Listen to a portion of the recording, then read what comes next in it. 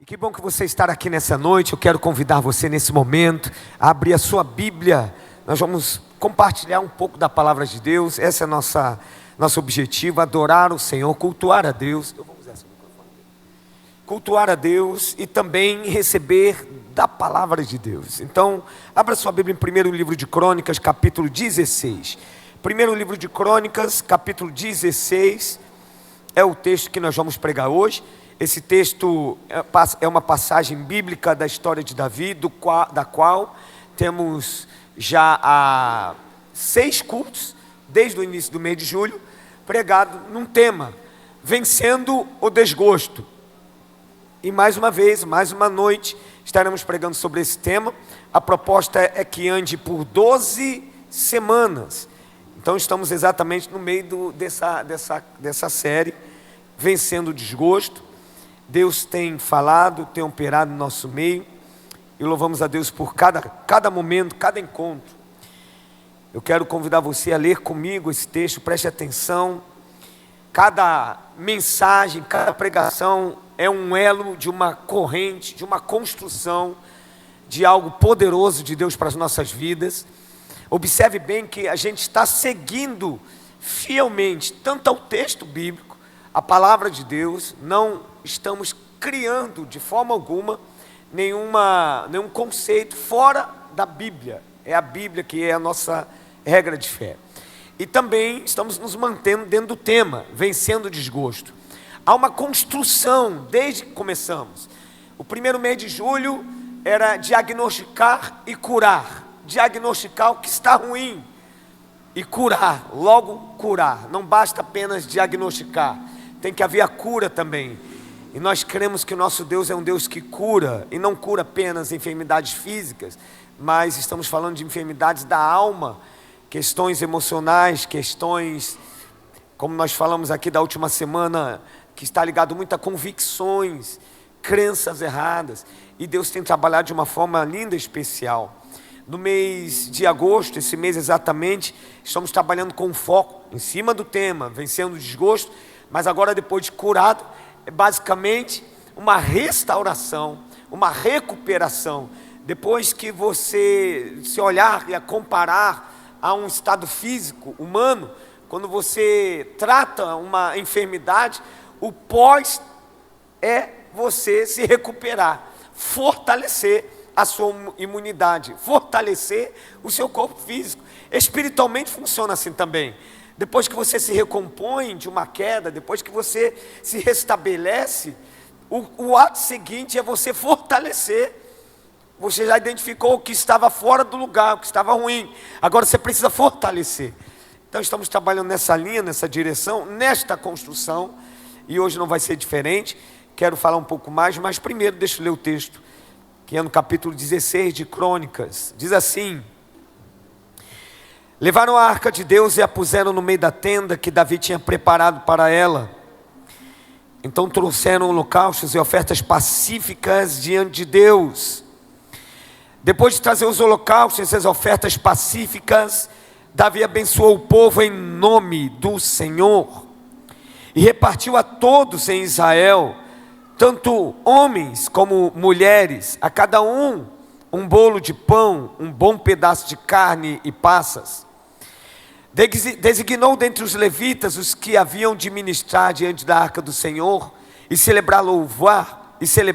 louvar e exaltar o Senhor, Deus de Israel, a saber, Asaf o chefe, Zacarias o segundo, e depois Jeiel, Semiramote, Jeiel, Matitias, Eliabe, Benai, Obed-edom e Jeiel, com liras e harpas. E Asaf fazia ressoar os símbolos. Os sacerdotes Benaia e Jaziel estavam continuamente com as trombetas diante da arca da aliança de Deus. Quero orar nesse momento. Pai, estamos diante da Tua palavra, que, como diz dela mesma, ela é viva e eficaz. Apenas lê-la, ela produz o efeito que Tu quer. Apenas ler. Se nós pararmos aqui, eu tenho certeza que Teu Espírito Santo ministrará aos corações. Mas ao mesmo tempo também cremos que ao explanar, ao mergulharmos no texto, ao refletirmos e meditarmos juntos, tem algo muito especial dos céus, e eu sei que tu preparou para esse momento. Por isso hoje, nesta noite, eu te peço e oro, desvenda os nossos olhos, assim como o profeta Eliseu orou, para que os olhos daquele profeta, daquele jovem, fossem abertos e visse com os olhos espirituais. Eu oro agora, desvenda os nossos olhos espirituais, possamos contemplar as tuas revelações, possamos nos conectar com uma conexão limpa, pura, com os céus nesta hora. Nós convocamos nesse momento, Espírito Santo, guerreia nesse momento guerras que são ocultas aos nossos olhos, quem sabe distrações, quem sabe pensamentos ilícitos, invasivos, quem sabe, Senhor, conceitos errados, quem sabe julgamentos. Nesta hora clamamos, Espírito Santo, cria uma contenção, uma barreira, para que a voz do Senhor se faça ouvir nesta noite. Nós clamamos assim, Senhor, e nós cremos, nós estamos sedentos e cremos que tu vai falar conosco mais uma vez, mais uma noite, em nome de Jesus, amém. Numa introdução, enquanto preparava esta mensagem, eu vou dar o tema de hoje. O tema da série é Vencendo o Desgosto, mas para cada culto trabalhamos um tema para aquela pregação. A de hoje é Estabelecendo limites e disciplina, novas práticas para uma nova vida. No início, assim que nós começamos, a maioria aqui da igreja ganhou um caderninho que tem pauta, e na pauta tem a data de cada culto, e naquela página tem já o tema da mensagem. Eu me recordo quando eu fui presenteado por Deus, estava num quarto, num hotel, numa viagem, estava muito reflexivo, quando o Senhor, Ele me trouxe de uma forma tão especial, como presente, 12 temas dessa série, 12 temas, os 12 temas, o Senhor me deu clareza, e eu fui fiel àquilo até agora, e tenho sido fiel. E o de hoje é esse, estabelecendo limites e disciplina, usando esse texto de Davi, quando ele volta pela segunda vez a carregar a arca, e desta vez ele convoca os levitas, desta vez está de acordo com aquilo que Deus tinha estabelecido, os levitas estão levando, e ele faz um pouco mais além do que Deus tinha estabelecido. E nesse texto, exatamente no capítulo 16, vai contar detalhes. Existem 2 textos que registram essa história, 2 Samuel e 1 Crônicas. É assim a Bíblia, você vai reparar que alguns livros da Bíblia repetem a história com um olhar e uma perspectiva nova, mas mantém a fidelidade da narrativa. E aqui nesse texto, a história ela é enriquecida um pouco mais, quando o autor do livro diz que Davi, ele leva a arca, mas ele estabelece disciplinas. Ele estabelece uma nova forma de se relacionar com a arca, lembrando que a arca representa a presença de Deus. Lembrando que estamos falando de algo que é representativo para aquela época, mas para os nossos dias de hoje, estamos falando de carregar a presença de Deus dentro de nós. É tudo que nós queremos. Nós vivemos numa época de muitas crenças, e é uma crença universal, Deus existe. Como não crer na existência de Deus? Basta pensar na natureza. Se você pensar de uma forma macro, você vai olhar para o universo e vai confirmar, tem um Deus que governa isso tudo. Se você olhar para a biologia, nossa biologia, você vai concordar, existe um Deus que governa isso tudo. Mas a questão que começa a haver muitas interpretações é como se relacionar como Deus. E o cristianismo, ele trabalha uma fé muito firme, muito sólida, muito convicta de que nós nos relacionamos com Deus. Só é possível se relacionar com Deus tão perfeito, tão puro, tão santo, somente a partir dele. A iniciativa teria que ser dele, já que somos tão humanos, tão falhos, tão necessitados de redenção. Os nossos pensamentos, as nossas ações, os nossos sentimentos, se formos honestos conosco mesmos, vamos perceber que nós somos reprováveis aos olhos de Deus. Então teria que vir dele a iniciativa de como se relacionar. Ele deu essa iniciativa. Jesus é o caminho. Simples. Talvez se eu fosse um pouco mais estudioso e querer saber mais respostas, eu não teria resposta. Ela é bem básica, ela é bem simples. Jesus é o Salvador do mundo. Isso me satisfaz demais. Mas a questão é que se Jesus me conecta com o Pai, se Jesus conecta o homem com o Pai, logo eu tenho um relacionamento com o Pai. A partir disso, a partir dessa fé, eu vou construir esse relacionamento. Então o entendimento para me conectar com o texto é: depois de Jesus, como eu construo isso? Como eu carrego a presença de Deus? Essa introdução é só para dizer para você que se você crê em Jesus, você anda com Jesus, você carrega dentro de você algo santo. Você carrega Deus, você carrega a presença de Deus. Ele habita em você. Olha que responsabilidade. Uau, Deus está presente em mim. Olha quanta responsabilidade. Agora, arremetendo ao texto, lá naquela época, Deus se manifestava aos homens de uma forma diferente. Ele não habitava dentro dos homens. Naquela época ele se relacionava talvez de uma forma, eu digo só diferente, porque ele falava através dos profetas, e algumas vezes ele se manifestava diretamente, mas o fato é que ele estabeleceu alguns padrões, e a arca, que representava a presença, era um desses padrões. E para carregar a arca tinha mais ainda padrão. Uzá era um dos homens que estava carregando aquela arca e tocou e ele morreu. E o texto diz que Davi desgostou-se, porque a intenção do rei Davi, ele era agora rei de Israel, estava com a responsabilidade de levar a arca para o centro do seu governo. Havia uma boa intenção, havia muita alegria, havia muita boa intenção. Mas apesar da boa intenção, apesar da grande alegria, ele infringiu algumas regras. Ele quebrou alguns padrões que a lei naquela época exigia. Por exemplo, os levitas, somente uma classe do judaísmo. Os levitas, que naquela época, dentro do judaísmo, era uma tribo, uma das tribos de Israel. Eles eram separados, somente eles, para as coisas chamadas santas. Tudo que era representativo de Deus, o tabernáculo, as coisas dentro, os utensílios do tabernáculo e a arca, tudo isso tinha um povo separado para cuidar dessas coisas. Eram os chamados levitas. Eles deveriam carregar a arca e eles tinham uma maneira de fazer isso.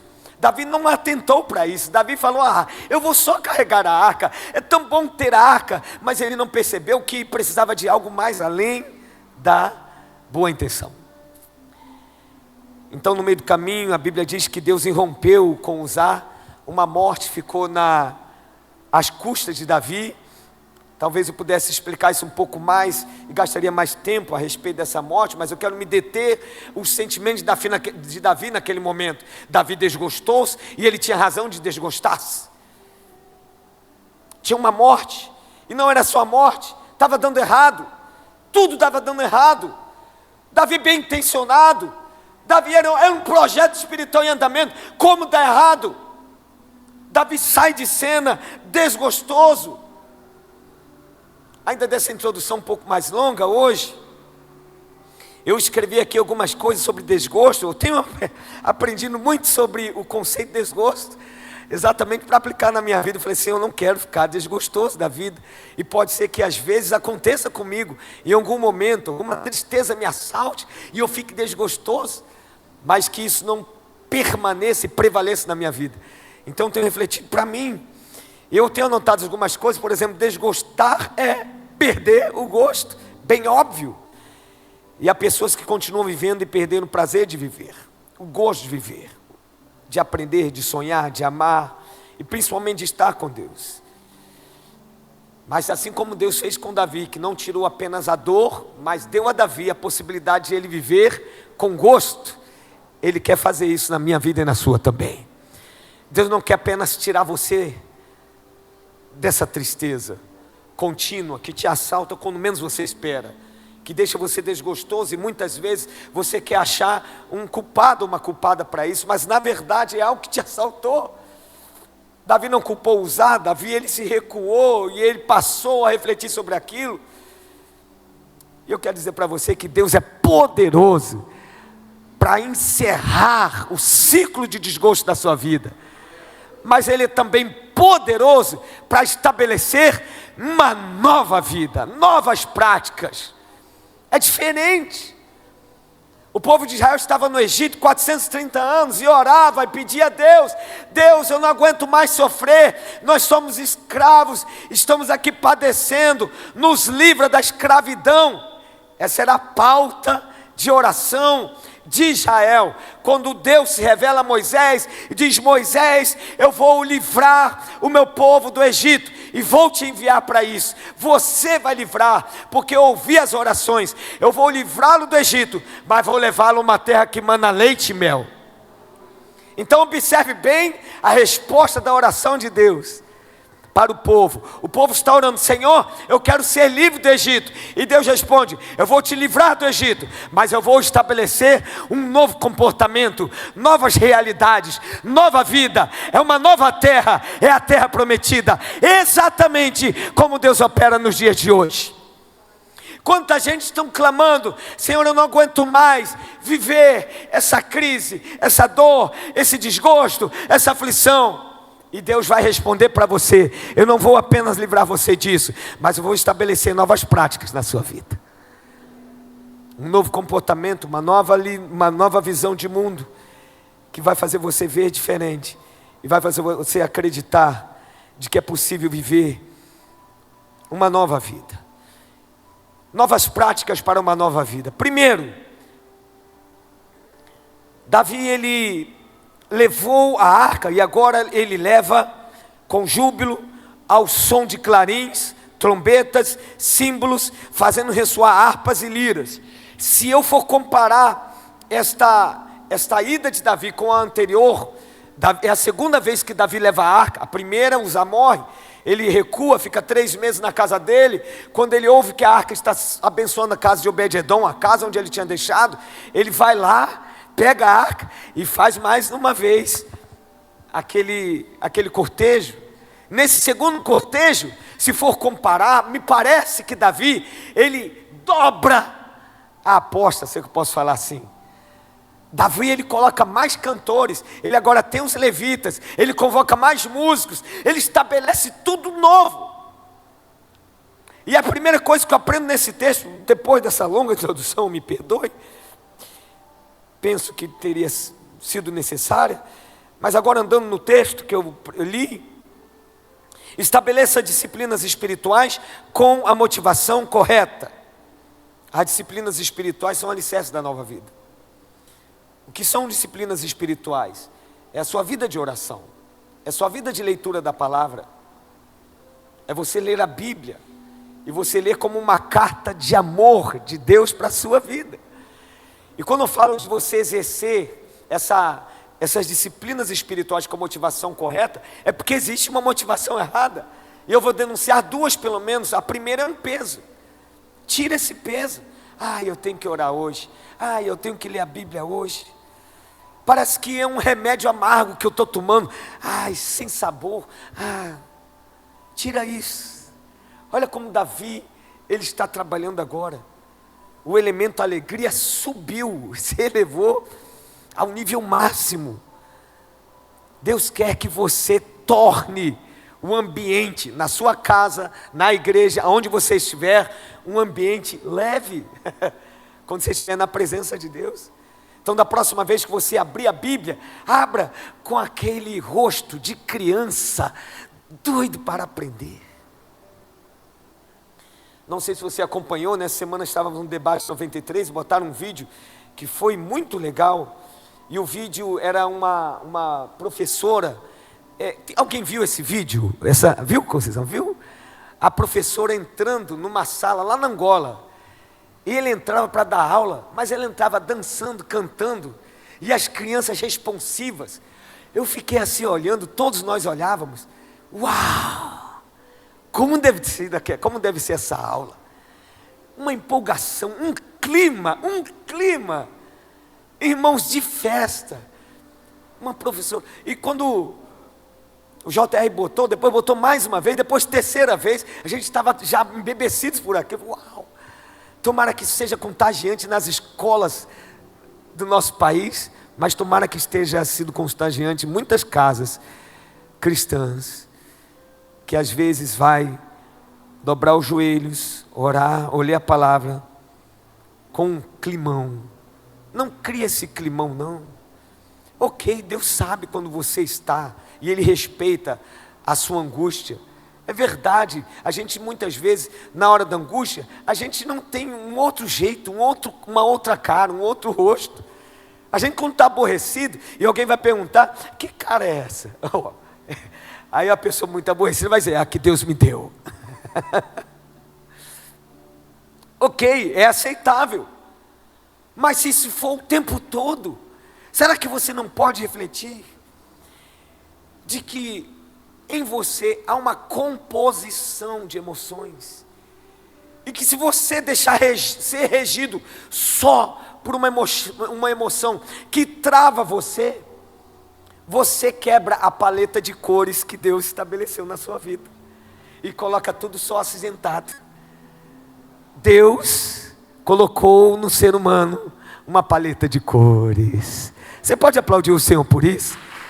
Paleta de cores. Eu vou abrir aqui meu coração. Talvez o pessoal movido à arte aí vai gostar. Atenção, Caleb, Lohane, vai gostar que eu vou falar agora. Eu gosto, no meio da liturgia, arte. Vou lá na igreja da cidade. É uma beleza, irmãos, da adoração, que se acrescenta cores, vida. Tem gente que não, não, vai quebrar. Irmãos, há uma diversidade de alegrias que Deus estabeleceu para a igreja do Senhor. Me dá até coragem de contar de novo, pela quarta vez, a história de quando eu fui no cruzeiro. E que lá no cruzeiro, empolgadíssimo, primeiro cruzeiro, eu e minha esposa, 2010, faz tempo, a gente tem que ir de novo, amor. 2011 o Arthur veio. Então quando você se torna pai, a sua vida fica compartilhada. Pronto, tá bom assim, né? Compartilhada. Então tudo é mais compartilhado, inclusive a renda. Antes solteiro fica mais leve. Aí a gente traçou o plano, fomos no cruzeiro. Entramos naquele navio luxuoso, uma bênção, irmãos. A gente tirou 1 milhão de fotos, estávamos alegres. Aí as refeições, tudo completinho, pago. Café, almoço e janta. Irmãos, o restaurante era fino demais. Aí a gente sentou, aí quando veio a tarde, vamos lá para o alto para ver o pôr do sol. Aí a gente foi lá naquela navegação, e lá em cima tinha um restaurante para lanches. Farto. E uma fila de gente lá. Eu falei, eita, esse pessoal gosta de gastar, né? Tem a janta de graça, para que pagar mais lanche? Amor, vamos guardar a nossa fome para a janta. Fiz isso a primeira noite, a segunda noite, na terceira tarde, estava lá no navio. Eu falei, amor, hoje eu vou pagar para você esse lanche. Ela é mesmo, amor, vou pagar, uma vez pelo menos eu pago. Aí fui lá, eu quero um lanche completão. Pois bem, senhor, é só ir lá. Não, mas eu quero pagar. Já está pago, cadê seu bilhete? Já estava pago. Estava incluso o lanche de mil caras. Irmãos, dá uma olhada para o seu bilhete. Tem mais coisas inseridas aí, que você às vezes está só no limite de só, deixa eu pegar aqui, eu vou confessar outra aqui. Vi há 2 semanas atrás, 2 jovens, todos educadinhos, com dedo, para perguntar, pastor, a gente queria falar com o senhor, é que a gente tem um projeto, eu não sei se o senhor vai aprovar, mas é jiu-jitsu. Eu falei, está aprovado, vamos embora. Pega os jovens, pega essa garotada, faz algo diferente. Irmãos, no reino de Deus, existe mais cores do que você possa estar imaginando. E pode ser que a sua vida esteja preto no branco, porque exatamente o mundo espiritual você não consegue enxergar assim. Você não consegue enxergar mais beleza. As disciplinas espirituais, elas são leves. Da próxima vez que você for trancar no seu quarto, for ter um tempo com Deus, ou pensar, se agendar para este tempo, vá alegre, vá feliz, bota um louvor, começa adorando para você ver, enche a sua casa de adoração, vá diferente, pegue um versículo. Irmãos, às vezes eu estou, na linguagem aqui do Caleb, agulhado, uma linguagem nova que eu aprendi, cara, estou agulhado é sem tempo, aí, estou sem tempo. Irmãos, eu pego os salmos, e eu saco 2, 3 versos, e falo: Senhor, enche meu coração, e multiplica aqui, esses 3 versos na minha vida. Deus faz isso, Deus faz. Eu leio com uma alegria, com uma paz. Não sei se você reparou no Salmos 35, quando vai comparar, o Salmos 35 vai comparar a igreja como a noiva, e o Cristo como noivo. Tem outros textos bíblicos que faz essa comparação, um livro inteiro faz essa comparação como Cantares, mas eu nunca tinha percebido que o Salmos 35 fazia isso também. Irmãos, eu me deliciei naquela manhã, eu fiquei tão feliz, e eu me vi como alguém que se relaciona nesse nível de amizade, sem perder, claro que, a visão da santidade de Deus. O que eu estou falando nesse ponto é: não deixe a sua disciplina espiritual, a sua vida com Deus se tornar peso. Um outro ponto: não deixe que a disciplina espiritual, suas disciplinas espirituais, se torne algo como ego. O fariseu, Lucas capítulo 18, transformou disciplinas espirituais em vitrine. Enquanto o publicano entrou ali naquele templo, batendo no pé e dizendo: quem sou eu? Ai de mim, sou pecador. O fariseu entrou: esse cara está mal, hein? Eu sou bom demais. Ó Senhor, aí começou a listar: Senhor, olha o que eu não faço. Eu não roubo, eu não mato, eu não faço isso. Agora olha o que eu faço. Eu sou bom demais para ti, hein? Uma vaidade, irmãos. Ego inflado. Então, nas disciplinas espirituais, cuidado para não transformar ela como uma vitrine de um ego inflamado. Tenha a motivação correta. Qual é a motivação correta? É Davi no equilíbrio. Salmos 24, 27, versículo 4 diz: uma coisa peço ao Senhor todos os dias da minha vida, para contemplar a beleza do Senhor e meditar no seu santo templo. Ele pede para estar no templo todos os dias. Nós sabemos que no tempo da graça você tem acesso ao Pai toda hora, todos os dias. Então pega esse momento com Deus, olhe para esse acesso como algo a nível de privilégio. Que privilégio! Eu vou entrar no Santo dos Santos, na presença do Senhor. Que privilégio! Um outro ponto aqui nessa mensagem, a primeira é: estabeleça disciplinas espirituais com a motivação correta. A segunda, estabeleça disciplina e alegria. Capítulo 15, a partir do versículo 12 e 13. Davi diz assim: vocês são chefes das famílias dos levitas, santifiquem a si mesmos e aos seus irmãos, para que possam trazer a arca do Senhor, Deus de Israel, ao lugar que preparei para ela. Pois visto que vocês não a carregaram na primeira vez, o Senhor, nosso Deus, irrompeu contra nós, porque não buscamos segundo nos tinha sido ordenado. Disciplina e alegria.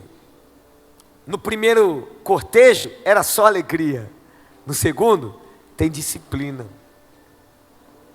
E nessa semana, lendo a carta de João, e eu quero ler para você, porque está incluso nesse ponto, a segunda carta de João, os primeiros versículos diz assim: o presbítero, a senhora eleita, é uma metáfora da igreja, e a seus filhos, a quem eu amo na verdade, e não somente eu, mas também todos que conhecem a verdade. Por causa da verdade, que permanece em nós e conosco estará para sempre. Que a graça, a misericórdia e a paz da parte de Deus, Pai de Jesus Cristo, o Filho do Pai, estejam conosco em verdade e amor. Aí ele avança um pouco mais. Fiquei muito alegre por ter encontrado alguns de seus filhos que andam na verdade, de acordo com o mandamento que recebemos do Pai. E agora, Senhora, peço-lhe não como se escrevesse mandamento novo, mas o mesmo que temos tido desde o princípio, que nos amemos uns aos outros. E o amor é este, que andemos segundo os mandamentos de Deus. Esse mandamento, como vocês ouviram desde o princípio, é que vocês vivam nesse amor. Nesse segundo ponto, eu estou trabalhando esta visão de disciplina e alegria. São duas polaridades, mas eu quero transferir os nomes aqui para essa carta, dizendo verdade e amor. Porque muitas vezes a gente fala de amor, é verdade. A Bíblia apresenta um Deus que é amor. O Evangelho ele está cheio de amor. O cristão tem que ter práticas de amor. Amor é o pilar principal do cristianismo. Mas é também um outro pilar principal, porque sem ele, o amor não se sustenta, que é verdade. Verdade e amor andam juntos, e eu aprendo isso nessa carta e toda a Bíblia. A Bíblia não apresenta apenas um amor inconsequente, sem limites, sem honras, sem disciplina, sem verdades. Tem que ter os dois andando juntos. Tem que amar, mas tem padrões de Deus, tem limites, tem verdade. O Evangelho tem ética, tem moralidade, mas eu quero usar bem essa expressão, verdade. A verdade estabelece limites. O amor, ele dá alegria ao relacionamento. Enquanto o amor diz, eu quero viver com Deus, eu quero viver com alguém, porque eu amo, a verdade diz, há uma maneira de viver. Dia dos Pais hoje, lá em casa, fui surpreendido por um café, já esperava, mas sempre tem alguma coisa diferente. E hoje foi diferente porque as crianças colocaram várias fotos minhas de tempos, não é muito tempo, algum tempo atrás. Aí naquele tempo atrás, eu estava vendo algumas fotos, aí uma delas, eles pegaram, começaram a ver, e pai, e esse momento? Aí eu contava, e esse aqui? Nossa, se era um adolescente, eu falei, ainda sou. E foi contando, aí teve uma que ela sacou, ela falou assim, e esse aqui? Sentado num PC, daqueles antigos, uau! Eu falei, esse tem uma história por trás. Vou te contar a história. Aí estava assim, a família reunida, agora vocês vão saber da história também. Essa foto tem uma história por trás. Eu sentado no PC, 8 meses namorando a Soninha, o amor da minha vida. Menos de 2 meses eu já sabia com quem eu iria casar. Já estava apaixonado. Eu dizia eu te amo toda hora. Bom dia amor, te amo. Amor, eu te amo. Eu gosto de você.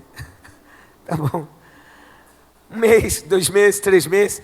Bom dia amor, olha, trouxe flores para você. Vou fazer uma canção para você. Gatinha, abre logo a janela, a noite está tão linda. Gosto muito de você, de você, de você, de você, gatinha. Naquele investimento que você sabe fazer, né homens? Atenção, investe pesado e continua investindo, amém irmãos? Mas o primeiro investimento é mais pesado. E não saía o eu te amo. Aí naquele dia, ela estava agulhada, estava pressionada por um curso que ela fazia de enfermagem na época. Trabalho para entregar, desesperada. Eu abri um sorriso, eu falo, amor, deixa comigo. Como é o trabalho? É assim, assim, assado. Eu não sei digitar, deixa comigo. Irmãos, 2 horas eu fiz todos os trabalhos. Enquanto eu digitava, e eu aprendi a datilografar na época quando criança, sem olhar, lembra? ASDFG, e com um pessoal mais antigo lembra disso. Então eu aprendi, sem olhar. Ela ficava olhando para mim. Eu não conhecia essa virtude toda. Aí foi um misto de emoções dentro dela. Tanto de admiração pelo ato da datilografia. Graças a Deus. Adolescentes, inventa aí um talento aí que vai dar bom lá na frente. Tanto por isso, por esse talento, quanto por resolver um desgosto dentro dela. Aí quando acabou, ela olhou para mim. Eu estou sentindo algo diferente aqui. Aí eu estava despreparado, eu não sabia mesmo o que ela ia falar. Aí ela pegou minha mão e falou: eu te amo. Aplauda, Senhor. É isso. Ali 8 meses. Meu Deus. Deu trabalho. 23 anos. Graças a Deus. Nunca paguei na mesma moeda. Agora tu vai vir. Tu demorou, agora não. Faz a manutenção. Porque o amor tem preço. Deus chamou, te acolheu. Mas existem verdades. Existem caminhos. Existem padrões. Existe uma ética. Vivemos um mundo de um amor diluído, de um amor fácil, de amor sem restrições. Tudo é amor. Tantas construções antiéticas em nome do amor. E a Bíblia me apresenta muito amor, mas também muita verdade. Você precisa reconstruir novas práticas para a sua vida, mas você precisa saber que essas novas práticas estão baseadas no amor e na verdade. Os dois têm que caminhar juntos na sua vida. Não queira apenas receber o amor de Deus se você não quer receber correções de Deus. Não queira apenas ter amor de Deus todos os dias, sentir-se amado e amado se você recusar alguns remédios amargos que Ele dá.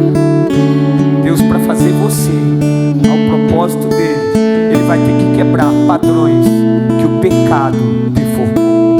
E para que Ele quebre esse padrão, é uma mescla, amor e verdade. Vem a verdade, começa a doer, você começa a estremecer, aí vem o amor. Quando você começa a sentir o amor, aí ele vai novamente. Irmãos, se Deus mostrasse toda a sua foto, tudo que Ele sabe de você, das suas intenções, o quanto você é feio, você ia desistir de ser crente. Ah, eu não sirvo para ser crente, não, eu sou muito ruim. Olha como eu tenho ira, olha como eu sou mentiroso, como eu articulo, olha como esses desejos eles tomam conta do meu coração. Se Deus fosse tratar ao pé da letra todas as feiuras que o ser humano tem, nenhum. Aí a Bíblia que diz: não há o justo sequer. Então Ele dá uma mistura. Ele derrama amor, mas Ele derrama verdade. Talvez essa noite, para você vencer o desgosto, Ele precisa derramar na sua vida essa mistura. Para alguém aqui pode ser só amor, acolhimento, você se sentir amado. Isso é tão bom. Mas para alguém aqui pode ser que Deus precisa puxar as rédeas. Dizer assim: meu filho, eu te amo, eu tenho um propósito para a sua vida, mas eu preciso que você saiba que existe um padrão para você. Existem conquistas, existem caminhos. Davi, ele tinha muita alegria, muito amor, mas era muito baixo o nível da verdade e da disciplina. Em nome de Jesus, receba com amor esta palavra, porque esse é o Evangelho de Jesus. É um amor que te abraça, mas é um amor que não vai deixar você sem conhecer as verdades. Fique de pé em nome de Jesus. No último ponto, mas eu não vou decorrer todo ele, mas pode ser que seja para você, apenas você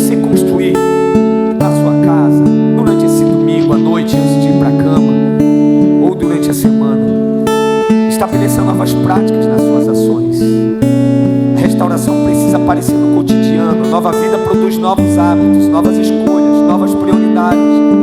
E eu escrevi, enumerei aqui práticas básicas. Cuidar da saúde. Você sabia que às vezes o teu mau humor crônico pode ser uma questão hormonal? E que isso se resolve nem sempre na oração. Se resolve queimando. A Lívia está refletindo algo aí sobre hormônio ou demônio. A gente demoniza o que não é. São hormônios. Cuidar da saúde, honrar a família, administrar bem o tempo. O tempo é um bem não renovável. Você sabia disso? Lembra da matéria do ensino fundamental? Bens renováveis e bens não renováveis. O tempo é um bem não renovável. As fotos que eu vi hoje, com meus 25 anos, hoje eu falei, meu Deus, deixa eu ver se tem alguma culpa guardada de coisas que eu deixei fazer. Claro que sempre tem, mas eu tenho certeza de algo que eu não deixei. Construir a minha vida com Deus e viver um propósito com a outra. Você está em dívida. Essa noite é a noite de você encerrar a dívida. Essa noite é a noite de você se posicionar e falar: Senhor, eu gosto muito da alegria, eu gosto muito de andar com Deus, eu gosto muito das práticas espirituais e de viver, de carregar a arca, de amor, gosto muito. Mas quem sabe você está fracassando no aspecto de disciplina, no aspecto de verdade. Feche seus olhos em nome de Jesus. E eu quero que você reflita nisso enquanto cantamos. Nós vamos cantar nesse momento. E tudo que nós falamos aqui está permeando, ecoando dentro do seu coração, mas precisa descer para o campo das decisões. E esse louvor vai te ajudar você a orar a Deus, dizendo: Senhor, eu quero pegar tudo que eu vi, eu quero descer para o campo das decisões. O que eu preciso decidir aqui hoje? O que nessa noite, diante do Senhor, de testemunhas, eu preciso dizer para os céus, para Deus: Deus, até agora eu tinha alegria e estabeleceu se fixou tristezas, e eu não sei bem o que aconteceu. Quem sabe foi falta de disciplina em algumas áreas, quem sabe a verdade se diluiu, perdeu força dentro de você.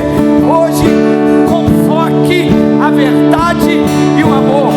Essa noite é a noite de você dizer: Deus, verdade e amor são os dois trilhos que minha vida vai caminhar.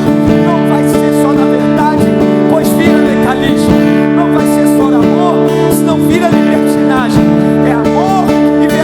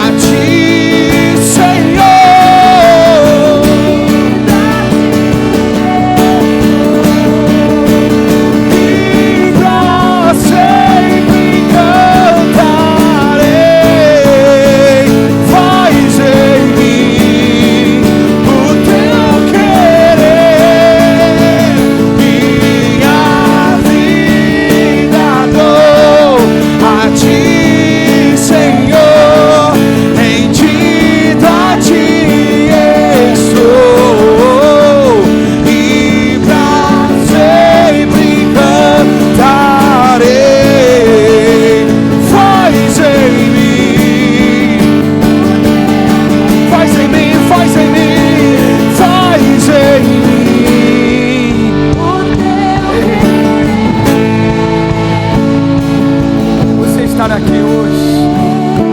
Você vai fazer hoje essa oração diferente comigo. Estou com a mão direita levantada aos céus para fazer essa oração. É uma oração de confissão, mas é uma oração em que eu vou me agarrar a este tempo de práticas novas. É como se eu virasse a chave, um ato simbólico. Se você estar aqui hoje e quer fazer isso na sua vida, inaugurar novas práticas, você pode orar comigo de mãos altas também. Você pode levantar os seus braços. Eu vou orar agora. Em determinado momento você pode simbolizar isso no mundo espiritual, como se estivesse abrindo a porta para essas novas práticas. O Espírito Santo vai te ensinar para essas novas práticas. Eu enumerei algumas aqui, mas a principal delas eu gastei bastante tempo. São as disciplinas espirituais. Recupere o prazer de estar com Deus. Restabeleça a alegria da salvação na sua vida. Recomponha-se e diga: está na casa de Deus, está com o povo de Deus. Celebrar a Deus é a minha vida, a razão da minha vida. Essa oração, você está de mãos levantadas? Eu vou orar agora. Senhor, nós nos apresentamos a Ti.